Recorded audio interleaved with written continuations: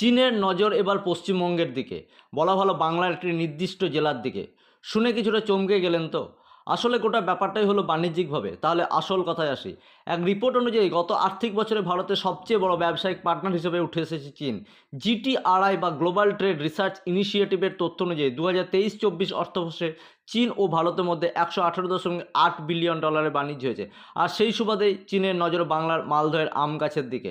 কারণ মালদায় এমন কিছু আম গাছ আছে, সেই আম গাছ থেকে যে প্লাইউড তৈরি হয় তা পৃথিবীর অন্য কোনো গাছ থেকে তৈরি হয় না। এমন উন্নত মানের প্লাইউডই এখন নজর কেড়েছে চীনের। ইতিমধ্যে শুরু হয়ে গেছে ব্যবসায়িক লেনদেন। 100 কোটি টাকারও বেশি টার্নওভার হয়েছে শুধুমাত্র মালদহ থেকে। খবরে প্রকাশ, ইতিমধ্যেই চীনে আলোচনা সেরে এসেছেন মালদহ প্রতিনিধি দল। এমনকি আগামী দিনে এই ব্যবসা আরও ভালো হয় তার জন্য চীনের প্রতিনিধিরা ভারতে আসতে শুরু করেছেন, বিশেষ করে মালদায়। কারণ গোটা দেশের মধ্যে শুধুমাত্র মালদায় আম গাছের পরিমাণ সব থেকে বেশি।